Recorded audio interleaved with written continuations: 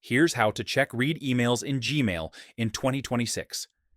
If this video helps you, don't forget to like and subscribe for more quick Gmail tutorials. First, open Google Chrome and go to gmail.com. Sign into your Gmail account.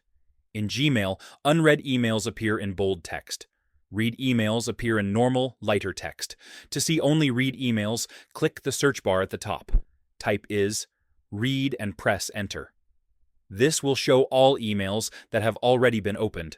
You can combine searches, like is : read in : inbox, or is : read from : example at email.com to narrow results. If you want, select an email and click Mark as unread to make it bold again. And that's it. You now know how to check read emails in Gmail. Subscribe for more simple Gmail guides.